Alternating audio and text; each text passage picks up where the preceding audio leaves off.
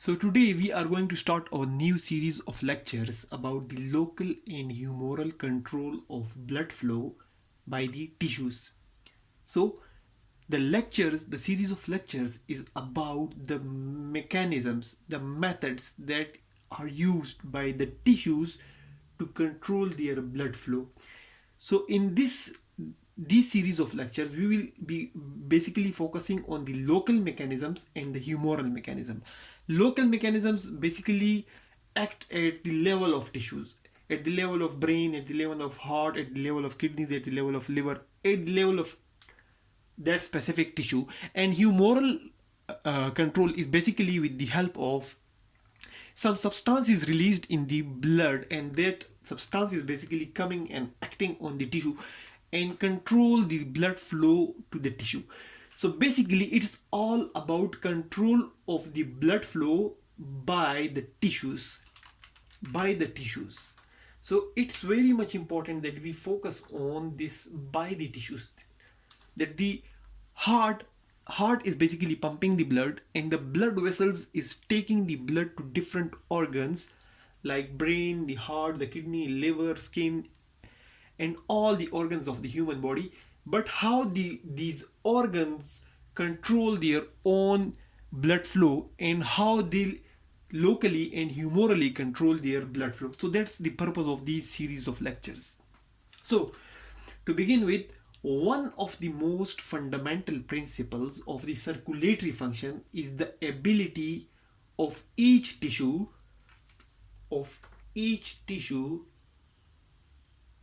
to control its own local blood in proportion to its metabolic needs. So, it is a very fundamental principle of the circulatory function, that the ability of each tissue means the ability of the brain, the ability of the heart, the ability of the kidney, the ability of the liver, the ability of the muscle, and the ability of each and every tissue of the body to control its own blood flow according to its metabolic needs. So, according to the needs of the body, that organ, the blood flow to that organ is basically controlled. So the basic needs are like oxygen, delivery of oxygen to the tissues. It is one of the most basic needs of all the tissues. Then supply of nutrients like glucose, amino acids, and fatty acids, etc. These are also needs of the body tissues. Then maintenance of proper concentrations of ions, ions like sodium, potassium, calcium, and magnesium, etc. All the ions. And transport of humoral hormones and other substances. So transport of substance hormones and other substances to the brain, the heart, and other tissues is also a very basic need of the most of the tissues. Then removal of carbon dioxide, hydrogen ions from the tissue is also one of the most important needs of most and or all of the tissues. These needs are basically general needs. These are needs of almost all the tissues. Now, the blood color needs are the blood flow to the special organ is for some special functions like heat loss by the skin. Heat loss by the skin to regulate the temperature of the human body is a very special need for which it needs to control its own local blood. So, the blood flow to skin will increase or decrease accordingly so that the heat loss can occur and the body temperature can be maintained. And then excretion of waste material by the kidneys, it is also a special function apart from the oxygen, the nutrients, the ions, the removal of carbon dioxide and hydrogen. The kidneys are basically functioning to remove the waste material from the human body as well.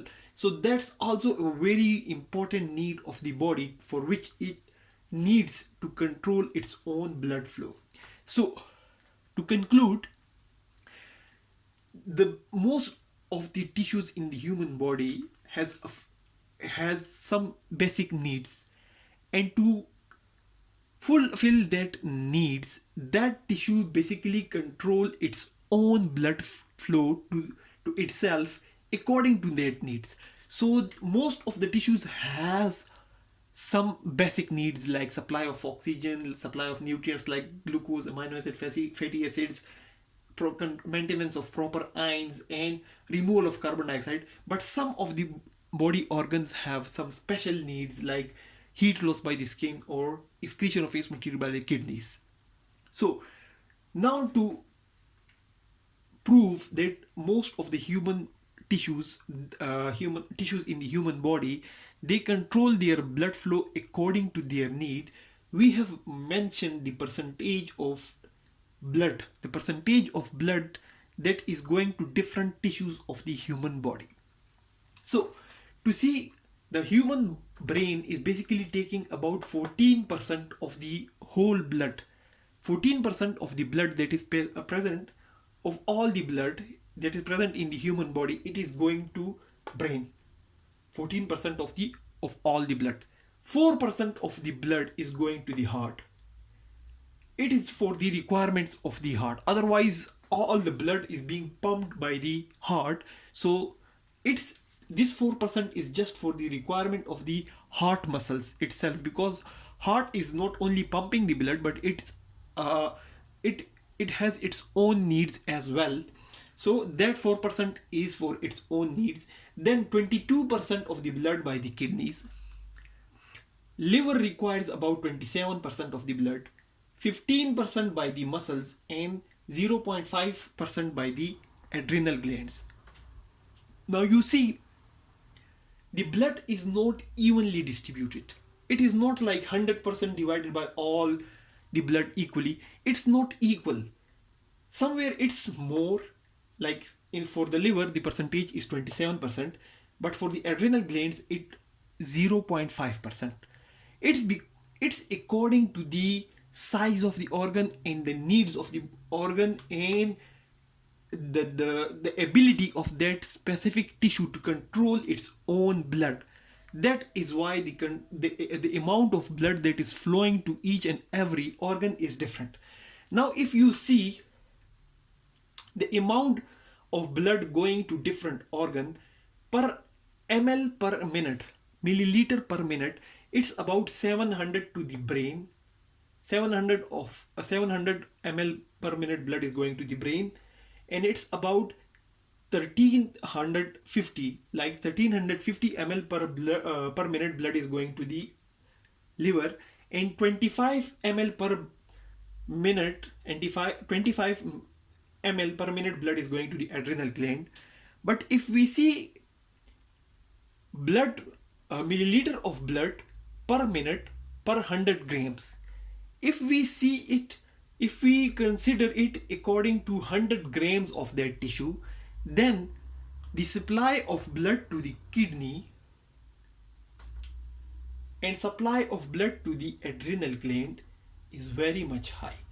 It's like 360 ml per minute per 100 gram and 300 ml per minute per 100 gram is compared to 95 ml per minute ml per minute per 100 gram of the liver, or 4 ml per minute per 100 gram of muscle. Now the requirement of the muscle has been mentioned in the inactive state. It's just 15% in the inactive state. It's just 750 ml per minute in the inactive state. If the muscles become active, muscles basically they are making around 30 to 40% of the mass of the human body, but the requirement is very much low if we see it as compared to the liver or kidney or other organs. It's very much low, although it is making around 30 to 40% of the mass of the human body. But if the muscles become active during exercise, then their activity may increase around 20 to 60 times, and the blood flow per ml per minute may be around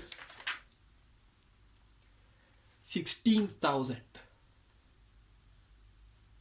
It can increase up to 16,000 ml per minute it can increase up to 16,000 ml per minute. So the whole purpose of these calculations is to prove that the blood flow to each tissue is according to its needs. So different tissues, different organs have different needs, and the needs of different organs in different states, like inactive state or active state, is different, and according to their needs they can increase or decrease their own blood flow. Now, why the blood flow is not equal? The big question mark is that why the blood flow is not equal to all the tissues. So if equal amount of blood is being supplied to all the tissues, all the organs, all the time, then it will be very difficult for the heart to pump that amount of blood. So the amount of blood, the distribution of the blood has been made according to the needs in such a way that the tissues remain alive, the tissues remains alive, as well as the heart remains normal, and it can pump, and it can basically pump enough blood to fulfill the needs of almost all the tissues according to their needs. So if we ask like the question that why the blood is not evenly distributed, like 20%, 20%, 20%, 20%, so it's just because if the blood is equally distributed to all the tissues all the time, then it will not be it will be impossible for the heart to pump that amount of blood. So that's why the the the the importance of local and humoral control of blood flow by the tissues is very much important, and it basically helps in the blood flow according to the needs. So that's all about the